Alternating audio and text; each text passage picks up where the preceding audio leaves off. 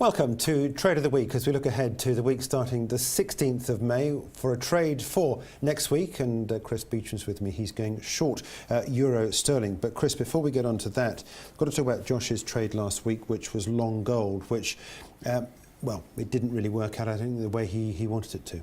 No, but it was based on sort of firm foundation, if you like, really. We had a breakout in gold right at the end of April when we pushed up towards $1,300. We pushed through a key 1273 area, that this middle blue line on this chart here, you can see. That was the breakout in price that held the gold back over the last few weeks.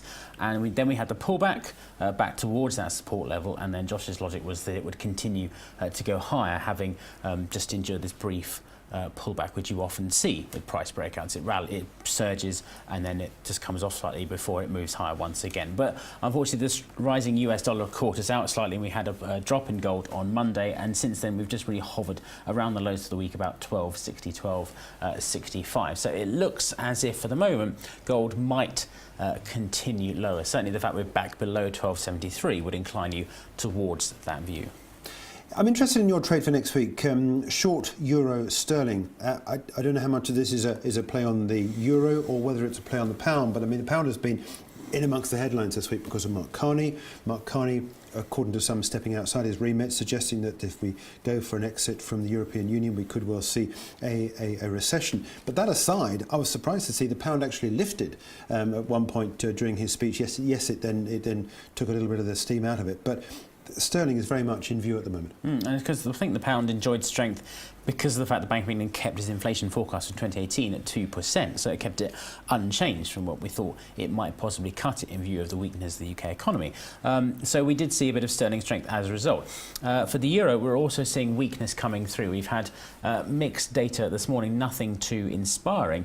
And also from a technical perspective, it looks like an interesting trade because you've had this descending trend line that comes down off that April high when we were up at 81 pence for the euro, and then we moved downwards during the course of April. The second half, you can see that sharp pullback there, and then a modest rally, but crucially creating a lower high, and also below this 79.50 area where the prices peaked out before at the end of March. And you can see on about the third day of May we also failed to push on beyond there, and since then we've just been in this consolidation phase, also trapped by that 50-day moving average as well. That's been capping any downside for the time being. But crucially, you can just see we're unchanged so far on the day for the euro against the pound, but we're just below that for the time being. So I think the fact that we tried to test that descending trend line from below, and that we've also got a move below the 50-day moving average, suggests that actually we'll see renewed weakness in this currency pair. So really the target we're looking for in the first instance at least, perhaps I suppose the first one will be down towards sort of 77.30, those lows from the end of April. That might be an interesting area to watch for in the short term.